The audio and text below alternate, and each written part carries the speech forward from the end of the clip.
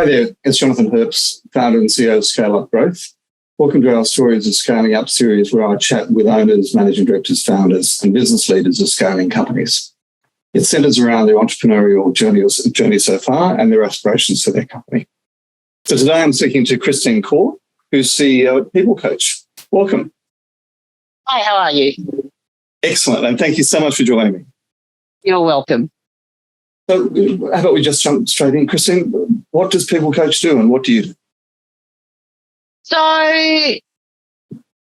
the informal way I'd say it is that we're changing people's lives and we're changing people's organisations and leadership.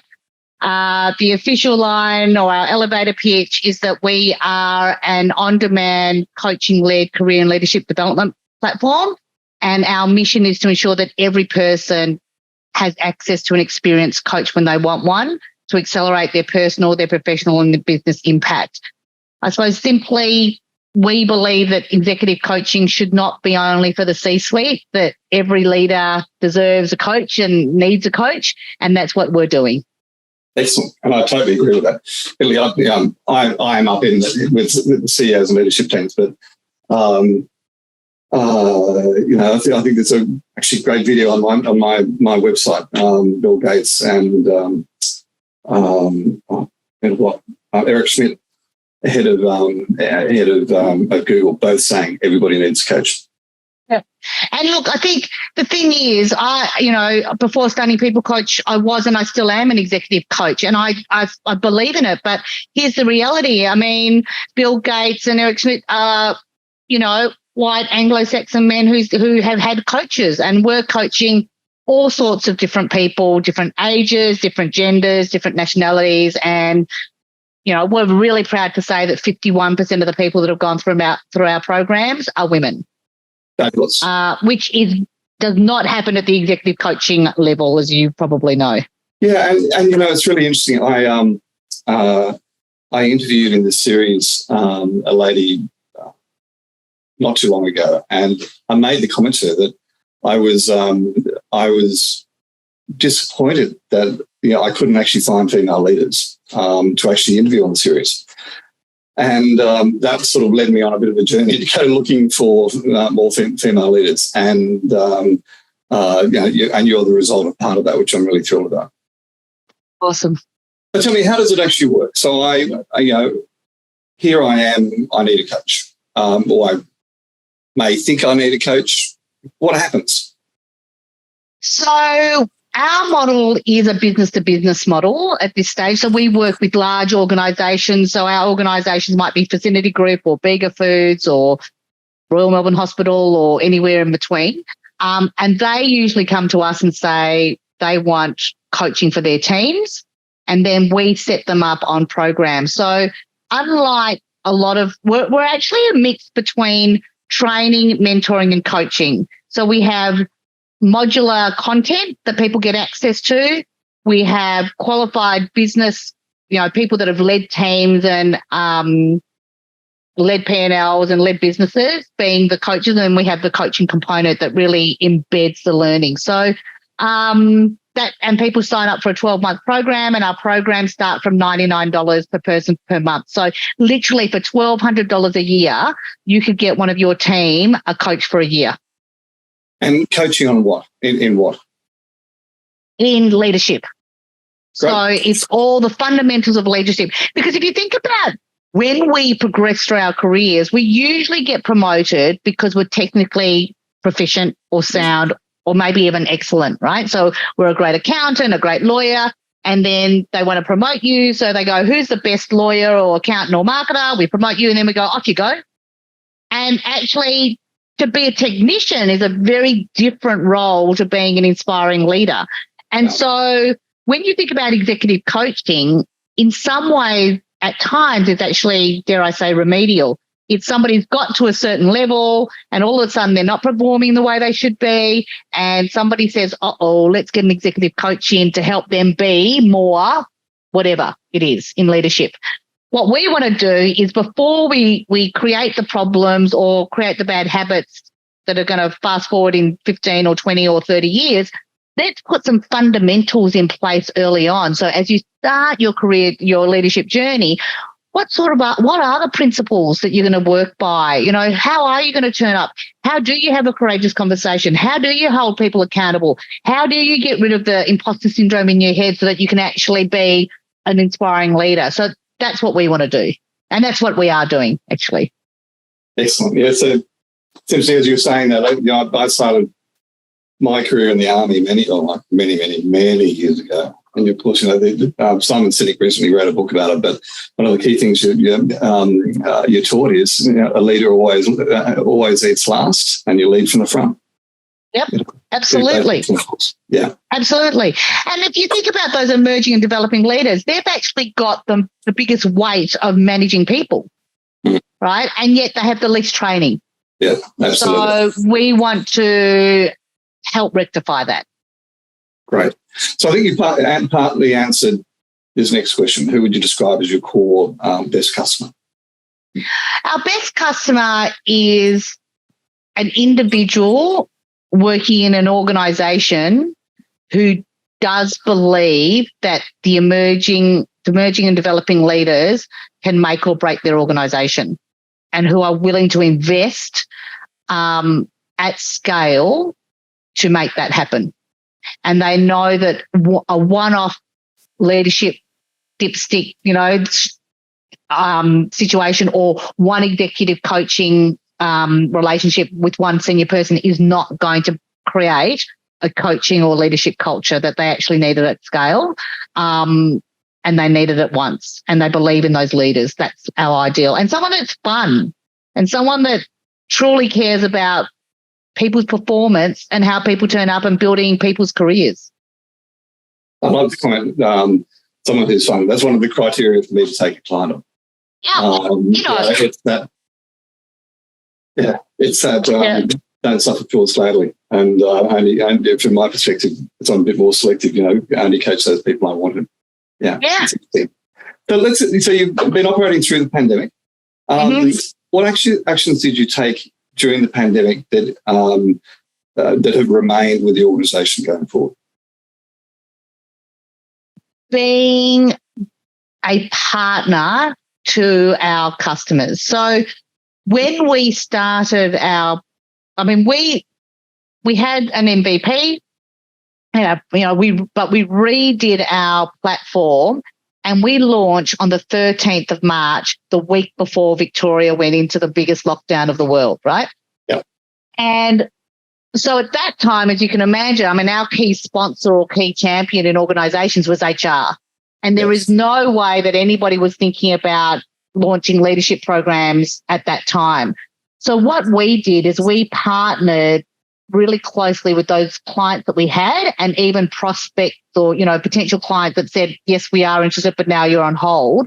We partnered with them for that 12 months, and we just listened to them. We helped troubleshoot for them. We created programs for them. Like, we did all sorts of different things, some of it free of charge or very low cost, just to help them get through. And out of that, we were able to build 6 more programs that met their needs.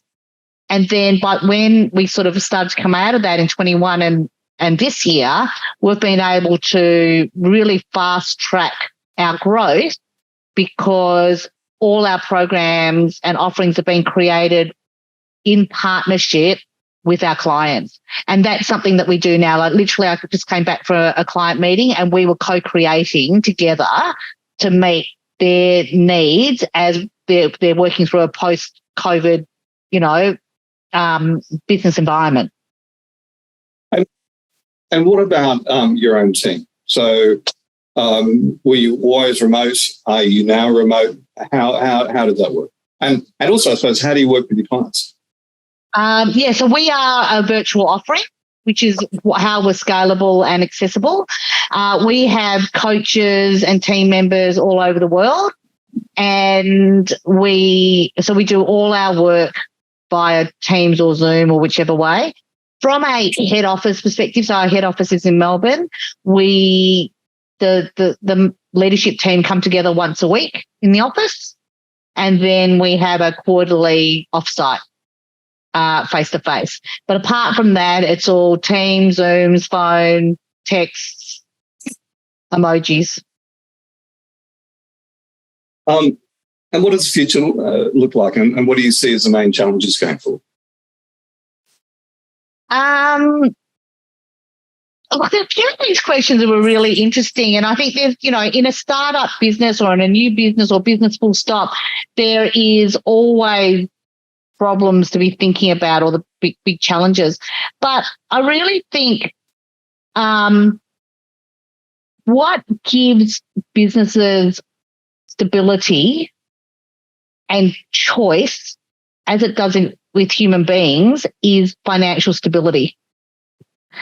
And, I read all these stories about, these unicorn businesses that have gone bust and, oh, my goodness, they're this and that. And I think, well, I've run businesses for 30 years now, 20-something years, and it's about cash flow, and it's about cash flow management, and it's about knowing your business. So am I an entrepreneur? Absolutely. Do I take risks? Absolutely. Do I do things that other people don't? Absolutely.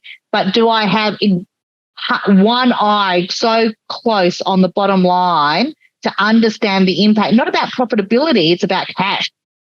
And so because of that, that's what I've focused on, but it's about making sure that we've always got sufficient cash flow to meet our business needs. And when you have that, you've got choice. You can make the right decisions. You don't have to take on a customer that's not right. You don't have to do things that aren't right. You don't have to fire people, because if your cash flow's right, that will all be managed. A really, really good point. Really good point. Oh, sorry, my apologies. Biggest learning you've had since you've been a business owner? Biggest learning? Well, I think it's that, really, cash flow and the importance of the finances.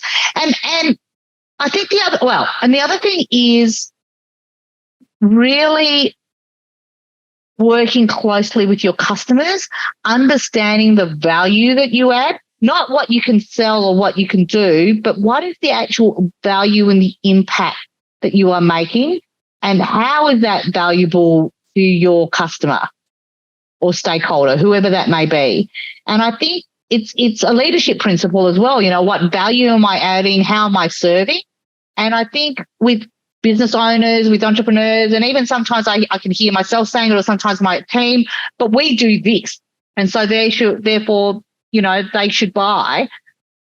But that's not the case.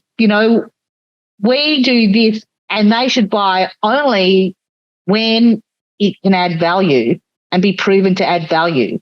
So I think that's my biggest learning. Stop thinking about us and what we do. Think about them and what they need. And in their words, I think it's a really interesting one.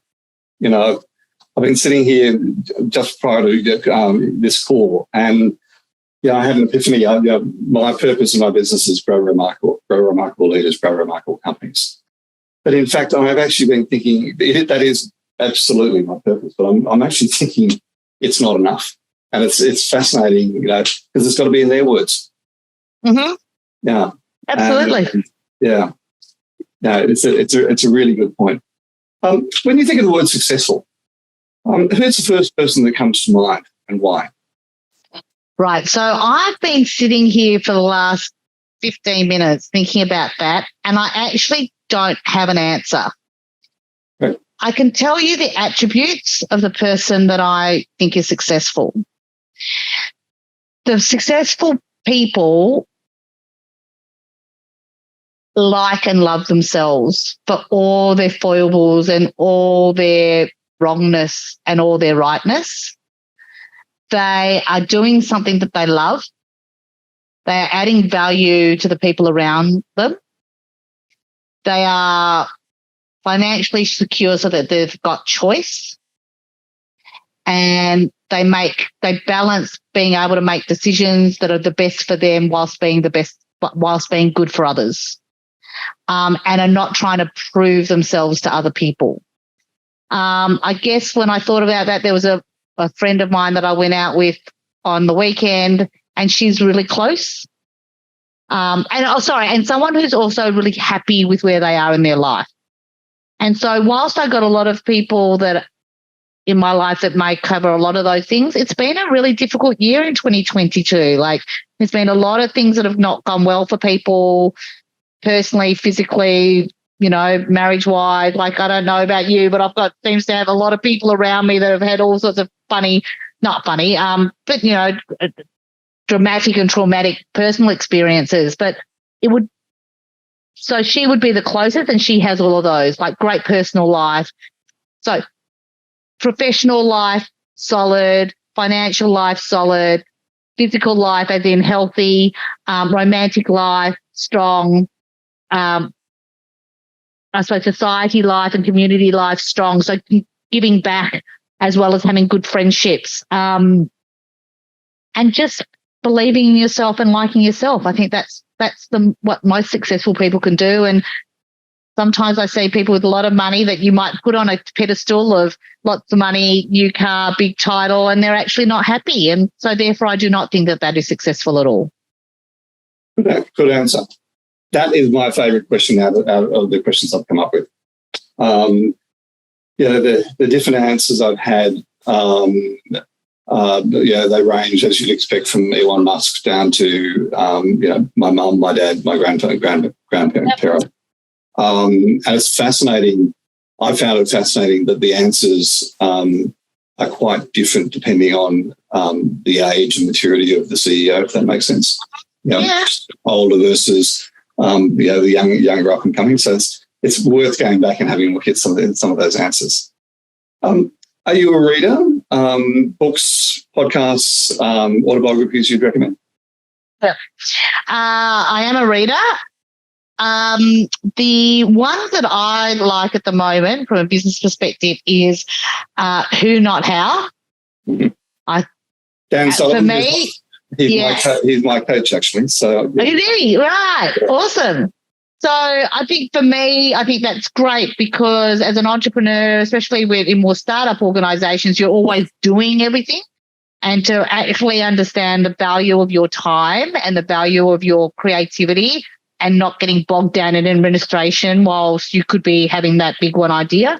The other one was Simon Sinek's The Infinite Game. And I really love that because I'm quite metrics-driven, goal-orientated. I like to tick a box, which makes me a great execution person. But one of the downsides of that is sometimes, especially when it comes to numbers, if I don't hit my number, I get quite frustrated, and I realised actually it's about playing the long game, not the short game. So, yeah, I love those two books. Yeah, it's interesting. Oh, and I listen to freaking economics. Yes. I can't even say it right. Yeah. Dan Sublove. Freakonomics. Freakonomics, that one. I love Freakonomics. Yeah. Because you just randomly put on an episode and it's always something pretty good. Yeah. No, and some of the subjects are quite extraordinary. I've done some deep dives into a lot of them. Yeah. Last piece of advice for an entrepreneur or an aspiring entrepreneur. So I pondered this a bit because I don't like giving advice, but I will say how I like to live my life. One is making myself happy, not making other people happy. That's not my job. My job is to make myself happy, and hopefully when I'm happy, that will flow on to others. Two is to always be asking how I'm adding value to those around me, whether it's my children, my friends, my business partners, my customers. And the third thing, realizing when people aren't behaving the way you want them to behave, or things aren't going the way that it's not about you. Sometimes it's just not about you, right? It's about other things. And then you sort of go back to make yourself happy. So especially when it comes to people, relationships, friendships, partnerships, if there's behavior that you don't like or the culture that you don't like or whatever, then it's not about them doing anything to you. It's just that's the way they are.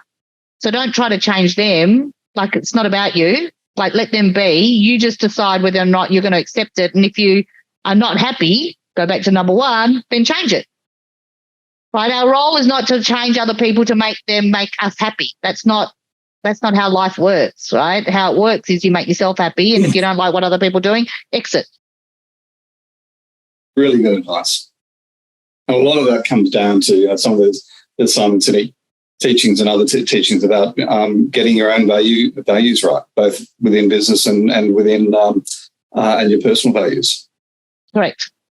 But I think to me, if you looked at our business values, you could really read the people in our business. Yeah. Because while there's tweaks of somebody over-indexes on that one and under-indexes on that one, broadly they're pretty similar because that's how we've created the business. Well, and successful businesses hire based on the values first, and then train into the productivity of the role. Absolutely. Absolutely.